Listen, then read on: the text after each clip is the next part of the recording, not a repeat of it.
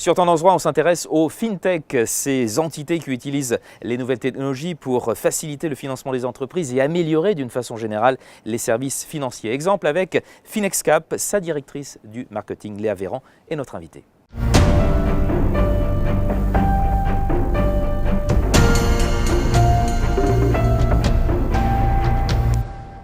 Léa Véran, bonjour. Bonjour, merci Vincent. Je vous en prie. Alors tout d'abord, on va parler de votre entreprise Finexcap. Que fait-elle exactement? Quelle est votre activité?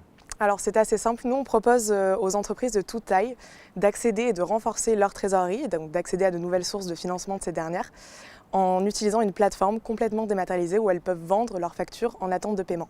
Et donc elles n'ont plus à attendre 45 à 60 jours pour être payées par leurs clients, mais peuvent obtenir un financement en 48 heures. Alors c'est de la facturage, hein? On appelle ça de la facturage. En effet, le modèle économique est semblable à celui de la facturage. Ce qu'on a voulu faire, c'est de le dépoussiérer, de l'améliorer pour qu'il réponde un petit peu plus aux besoins des dirigeants et des directeurs financiers dans le monde dans lequel on vit actuellement. Alors en quoi est-ce novateur ce que fait Finexcap en matière de facturage? On a vraiment essayé de mettre la technologie au profit de ce modèle économique très sain qui est la facturage, donc la cession de créances commerciales.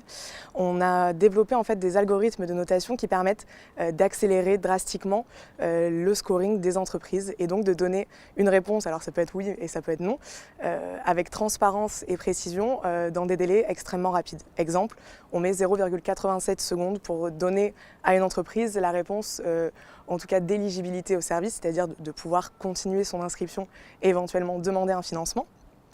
Ces algorithmes donc, sur les entreprises nous permettent également d'analyser les clients de ces petits fournisseurs, généralement ce sont des TPE-PME qui nous utilisent, et donc de leur faire une réponse de principe pour une session en 24 heures et un financement en 48 heures.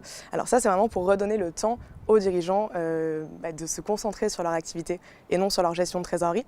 Par ailleurs, on a également voulu leur redonner le pouvoir de gérer leur poste client comme bon leur semble, en leur proposant, grâce à une analyse du risque assez innovante en interne, de leur proposer de céder donc une facture et non l'ensemble de leur poste client sur une durée de 12 à 18 mois, ce qui est souvent le cas dans la facturage. Chez Finexcap, ils peuvent céder une facture en attente de paiement, une fois dans leur vie et ne plus revenir. C'est vraiment une bouffée d'air frais, en tout cas c'est ce qu'ils nous disent, en termes d'utilisation. Alors en quoi est-ce compliqué de faire de la facturage quand on n'est pas un établissement de crédit comme vous et comment est-ce que vous surmontez cette difficulté? Alors c'est vrai que c'est assez compliqué quand on est une jeune entreprise de répondre aux contraintes réglementaires qui s'appliquent à la cession de créances commerciales. Techniquement, les établissements de crédit seulement ont le droit d'acheter des créances commerciales en France, à une exception près, la titrisation.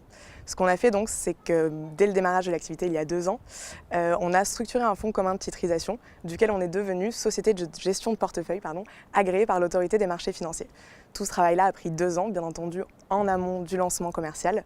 C'est une période qui est assez longue et assez coûteuse en termes d'investissement de temps et en investissement financier, bien entendu. On a dû réaliser une levée de fonds pour complaire aux problématiques réglementaires. Ce qu'il faut donc, à mon sens, c'est définir un cadre réglementaire précis, délimité pour l'ensemble des startups fintech, comme c'est le cas sur la cession de créances commerciales pour nous, mais également pour les autres plateformes comme le crowdfunding et le crowdlending. Il y a d'ailleurs beaucoup d'évolutions en ce moment et j'en suis assez heureuse que le cadre réglementaire bouge. Très bien, Léa Véran, merci beaucoup. Directrice du marketing donc de Finexcap, et pour plus de détails bien entendu sur les FinTech, vous pouvez vous rendre sur le site internet de Tendance Droit.